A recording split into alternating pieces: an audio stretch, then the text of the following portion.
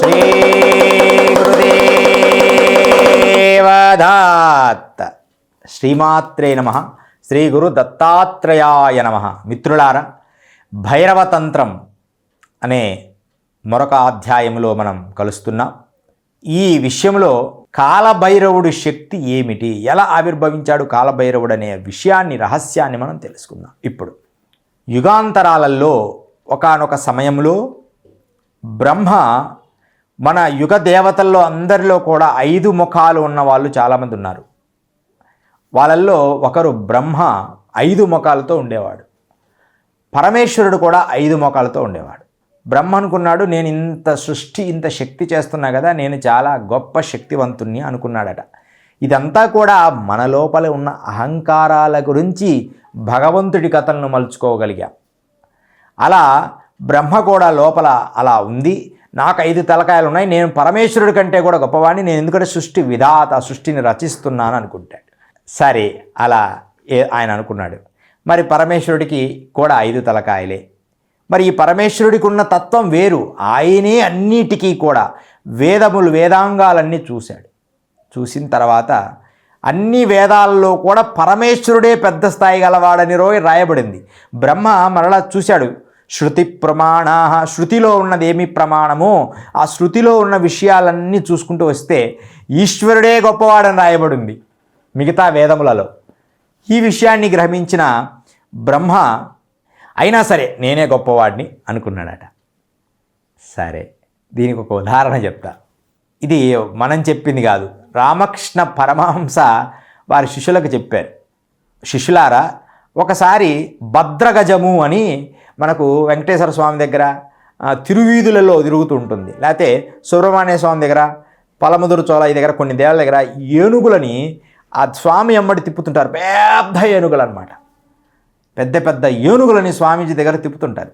అవి తిప్పుతున్నప్పుడు అవి చక్కగా ఎంత గొప్ప అంటే అంత పెద్ద ఏనుగైనా సరే ఒక మనిషి ఎక్కుతుంటే ఆ కాలు ఇలా పైకి అంటుంది, వచ్చే కాలు ఇలా అంటుంది. మనిషి ఎగిరి కాలు మీద పెట్టి ఇక్కడ భుజం మీద పెట్టి పైకి ఎగిరి కూర్చుంటాడు మనిషి. అంత ఏనుగు కూడా చక్కగా సహకరిస్తుంది.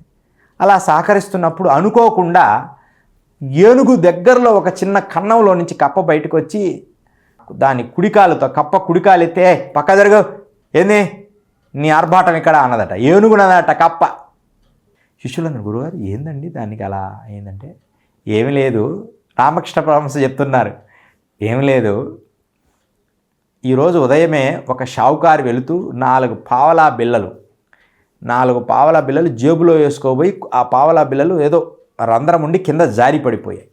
ఆ 4 పావలా బిళ్ళలు అలా దొల్లుకుంటూ ఒక్కొక్కటి ఒక్కో దగ్గర పడిపోయాయి. వాటిల్లో ఒక పావలా బిళ్ళ వెళుతూ ఆ కప్ప కన్నంలోకి పోయి పడింది. ఇప్పుడు కప్ప దగ్గర ఎంత ఉంది? పావలా ఉంది. ఆ పావలాను చూసే కప్ప బయటకు వచ్చి ఏయ్ పక్క జరుగు అంటుందట. గమనించారా?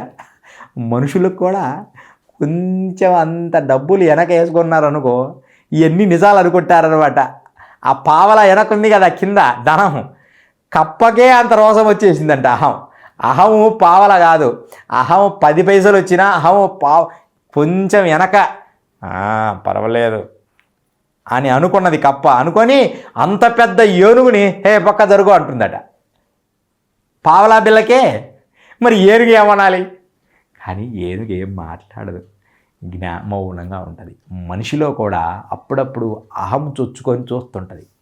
ఈ శిష్యులలో కూడా అహం చొచ్చుకొని చూస్తుంటుంది. గురువు మౌనంగా నవ్వుకుంటుంటాడు. ఏంది వీళ్ళు కొంచెం జ్ఞానం రాగానే, పావాలంటే ధనమని కాదు, ధనము కావచ్చు, అహంకారపూరితమైన ఏ విషయమైనా సరే అది ధనము కానీ, సంపదలు కానీ, జ్ఞానము కానీ, ఇవన్నీ కూడా అహంభావానికి దారితీసి గురు కటాక్షానికి దూరం చేస్తాయి అని చెప్పడానికి ఈ కథ రామకృష్ణ పరమహంస వారు చెప్పారు. మేము మా జీవితాల్లో చూస్తూనే ఉన్నాం. మా శిష్యుల్లో మరలా ఎన్ని తగ్గిపోగానే అయ్యో అలా జరిగింది గురుగారు, క్షమించండి గురుగారు, బాధ పెట్టాం గురువుగారు, ఇలా మా శిష్యులు అంటుంటారు. మా శిష్యులలో ఒకడు ఉంటాడు, వాడు అన్నీ చేస్తాడు, అప్పుడప్పుడు మళ్ళీ అన్నీ చూస్తాడు, క్షమించు గురువుగారు అంటాడు. మరలా మామూలే, మరలా వాడు అలా చేస్తాడు. మేము నవ్వుకుంటుంటాం శిష్యులు కాబట్టి. ఇట్లా అహం అనేది వాడిని నాశనం చేస్తుంది. మాకు కూడా ప్రతి హ్యూమన్ దేహ సహజం. అప్పా నేను చాలా గొప్పవాడిని, నేను చాలా గొప్ప గురువుని, నాకు ఏం అహం లేదు ఎప్పుడు. తప్పు. మానవ జన్మ ఎత్తిన ప్రతి హ్యూమన్, ఇది మానవ దేహము కాదా? దీనికి సహజత్వం రక్త మాంస కండరాలు లేవా? దీన్ని ఆహార పదార్థాలతో మోయడం లేదా? అయితే ఉన్న వాళ్ళకంటే కొంచెం తక్కువగా ఉంటాయేమో అంతే. ప్రతి మనిషికి కూడా అప్పుడప్పుడు అహం చొచ్చుకొని చూస్తుంది. దానికి గురువుగారు చక్కగా ఆలోచన చేసుకొని జీవిత పాఠాలుగా గురువు శిష్యులకు నేర్పుతుంటాడు.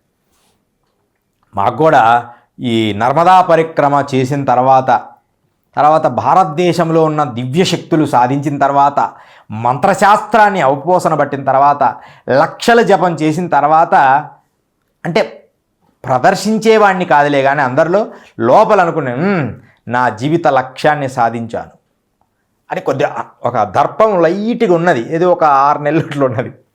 ఆ టైంలో ఎవరైనా ఎదురుపడే అనేవాడిని. తర్వాత నన్ను నేను గుర్తిస్తూ వచ్చా, ఓహో నీకు ఇదా వచ్చిందా అని చెప్పి దీనికి బుద్ధి చెప్పాలి అని చెప్పి ఆహార నియమాలు మానేశా కంప్లీట్గా కొద్ది రోజులు. దీన్ని శుష్కింపజేసి సాధనకు ఇంకొంచెం మరలించా. ఒక 6 నెలలే ఉన్నది. 6 నెలలు నేను మాట్లాడను అనేవాడిని. కొంచెం లోపల ఉండేది, అది ప్రపంచానికి తెలియదు, ఒకరిద్దరికి తెలుసు. ఎందుకంటే వాళ్ళని అరిచా, వాళ్ళని ఒక రకంగా దండించా, వాళ్ళకు మాత్రం తెలుసు. ఇంకా మిగతా వాళ్ళు ఎవ్వరికి కూడా మా కోపం అది ప్రదర్శించలేదు. చక్కగా దీనికి బుద్ధి చెప్పాలని చెప్పి నాకు నేనుగా సాధన కోసం పరితపించి మళ్ళీ సాధనకు మలిచా దేహాన్ని. ఇలా అహం పడచొస్తున్నది. అలా బ్రహ్మదేవుడికి కూడా 5 తలకాయలు ఉన్నాయని చెప్పి ఆయనకు అలా ఉన్నది. దాని తర్వాత పరమేశ్వరుడికి కూడా 5 తలకాయలు ఉన్నాయి. ఈ 5 తలకాయలు ఏమిటి? పరమేశ్వరుడికి ఉండే తత్వం వేరు. పరమేశ్వరుడికి 5 తలకాయలు. ఒకటి తూర్పు తలకాయ. తూర్పు తలకాయ తత్పురుష ముఖం, అంటే తత్పురుష ముఖం అని దాన్ని తూర్పు దివ అంటారు. తర్వాత దక్షిణ ముఖం అఘోర ముఖం. తత్పురుష ముఖం అఘోర ముఖం సజ్జోజాత ముఖం వామదేవ ముఖం ఈశాన ముఖం. అంటే తత్పురుష ముఖం అఘోర ముఖం సజ్జోజాత ముఖం వామదేవ ముఖం ఈశాన ముఖం. పైన ఈశానుడు అంటే 5 తలకాయలు 5 తత్వములతో కూడినది ఈశ్వర తత్వం. అలా పరమేశ్వరుడు ఉన్న తత్వాలు వేరు. మరి ఈ పంచతలకాయలు దేనికి ఆదర్శం? ఈ 5 పంచతత్వములు దేనికి ఆదర్శం అంటే పంచభూతాత్మకమైన పంచముఖాలు కూడా మోక్షానికి అధికారము కలగజేసి మన దివ్యశక్తిని మోక్షతత్వములోకి అడుగు పెట్టగలదు. సూర్యమండలాలలోకి మనల్ని తీసుకుపోగలదు. చంద్రమండలాలు సూర్యమండలాలు అని కొన్ని ఉన్నాయి యోగములలో. అవి ఎక్కువగా సాధన చేస్తుంటే ఈ రహస్యాలను మేము మా శిష్యులకు చెప్తుంటాం. సూర్యమండలాలకు చేరే విధంగా వాళ్ళకు తెలియకుండానే ట్రైనింగ్ చేస్తుంటాం వాళ్ళు శ్రద్ధగా చేసినప్పుడు. అలా సూర్యమండ తత్వాన్ని మనకు తెలుస్తూ ఉంటుంది. బిలములోని కప్ప పావలా బిల్లకే కాలెత్తి పక్కకు మదగజాన్ని పక్కకు జరుగు అన్నదట. మన లోపల కూడా ఈ అహం వస్తే గురుతత్వము జ్ఞానతత్వాన్ని అర్థము చేసుకోలేరు.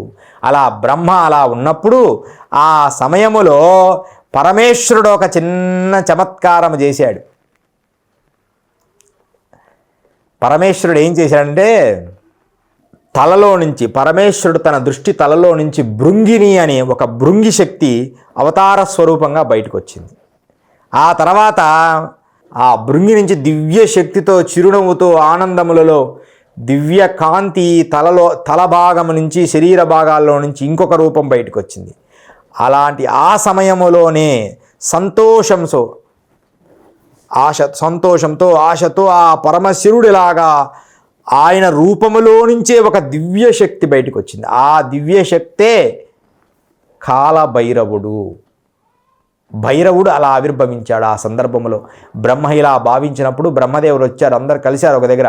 అలా ఆవిర్భవించినప్పుడు అలా వచ్చాడు కాలభైరవుడు. దివ్య ఒక ఇది కుక్క రూపంలో లాగా ఒక దివ్యమైన శక్తిలాగా పరమేశ్వరులో నుంచి ఆవిర్భవించాడు.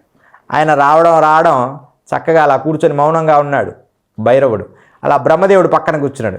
జస్ట్ బ్రహ్మదేవుడిని ఇప్పుడు ఇప్పుడు మీరు చూసారా కుక్క అంటే మామూలు కాలభైరవుడు అక్కడుంటే అట్లా అంటది ఊరికినే చేయితో అట్లా గీకుతూ ఉంటుంది కుక్క ఇంట్లో ఉన్నాలో తెలుస్తుంది, ఊరికే ఇట్లా అంటూ ఉంటుంది. జస్ట్ అలా పక్కన కూర్చున్న భైరవుడు, ఆ శివుడి దగ్గర కూర్చున్న భైరవుడు బ్రహ్మ పక్కనే పక్కనే ఉన్నాడు. బ్రహ్మ కూడా ఉంటే ఒక్క సెకండ్లో అలా అన్నది అంతే. అలా అనగానే ఒక తల దిగి పక్కన పడిందట బ్రహ్మదేవుడిది. 5 తలకాయల్లో ఒక తల ఏది గిల్లితే ఒక్క సెకండ్లోనే కాలభైరవుడు శక్తి ఏందో చూడండి.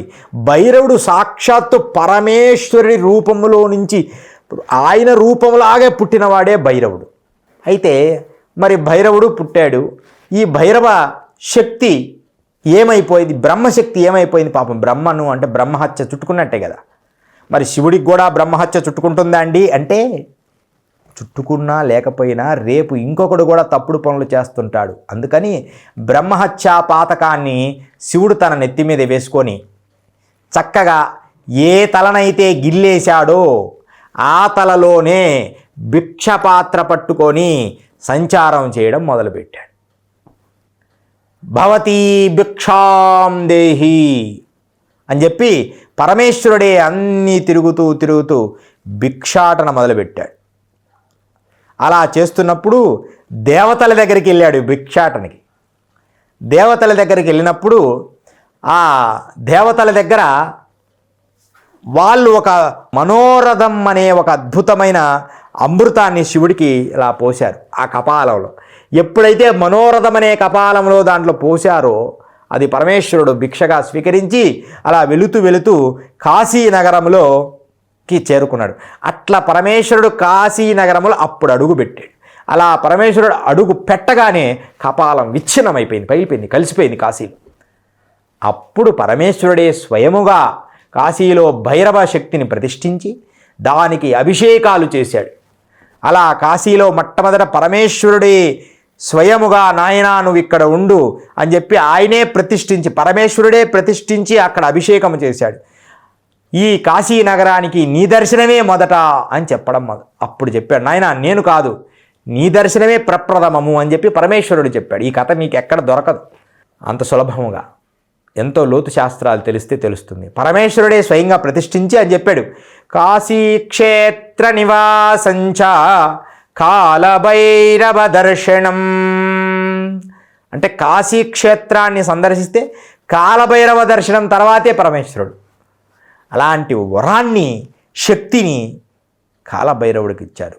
భైరవ తంత్రము అంటే భైరవ మూలాలు ఎంతో గొప్పవి. అతి సులభ ప్రసన్నుడు, అతి గంభీరమైన వాడు. అవసరమైతే శత్రువుల్ని అట్లా గోటితో తీసేయగలడట. శత్రు పతనాన్ని, శత్రువు ఉంటాడు అనుకోవాడిని నీకెళ్ళి రాకుండా చేయగలడు. అందుకని భైరవ తంత్రములో మనం ఆయన భైరవుడి కథను, ఆయన ఎలా పుట్టాడు, ఆయన కాశీక్షేత్రంలో ఎలా వచ్చాడు, తర్వాత అదే తత్వంలో మనము చూసుకుంటే కాశీలో, నేపాల్ రాష్ట్రంలో ఇలా రకరకాల స్థలాల్లో భైరవ తత్రాలని ఇమిడీకృతమయ్యాయి. మేము ఈ మధ్య కాలంలో అష్టభైరవుల పర్వతం అనే ఒక పర్వతం వెళ్ళాం. అన్ని భైరవ విగ్రహాలు ఉంటాయి. వీటిల్లో ఎన్నో రకాల భైరవులు ఉన్నారు. కపాల భైరవుడు, ఉన్మత్త భైరవుడు, లక్ష్మీ భైరవుడు, ఇలా రకరకాల భైరవ తంత్రాల్లో కూడా మనం తెలుసుకోవాలి. అలాంటి 112 భైరవ తంత్రాలలో ఈ భైరవుడు అనేవాడు ఎలా ఆవిర్భవించాడు, పరమేశ్వరుడి నుంచి ఏ ఉద్దేశం కోసం పుట్టాడు, అహంకారాన్ని నాశనం చేయడానికి పుట్టాడు అనే విషయాలు, భైరవ జన్మ రహస్యాలు మనం ఈ ఎపిసోడ్లో తెలుసుకున్నాం. చక్కగా ఈ తదనంతరం ఎపిసోడ్లో భైరవ తంత్ర సాధనా రహస్యాలు ఇంకొంచెం ముందుకెళ్ళి ఇంకొంచెం లోతుగా భైరవ తత్వాన్ని, ఎందుకు ఇవన్నీ చెప్తున్నా అంటే ఇలా మనం కొద్దిగా లోతులుగా తెలుసుకుంటేనే భైరవ తత్వాన్ని మూలాలను మనం తెలుసుకోగలం. అప్పుడే మనం సాధన చేసినప్పుడు అలాంటివన్నీ కూడా మనం స్మరణ చేసుకుంటాం. అప్పుడు భైరవ సిద్ధి తొందరగా లభిస్తుంది. అతి సులభ ప్రసన్నుడు కూడా భైరవుడు. ఈ రహస్యాలు మనం రానున్న ఎపిసోడ్లో తెలుసుకుందాం. మిత్రులారా, సర్వే జనా సుఖినో భవంతు. శ్రీ గురుదేవ దత్త.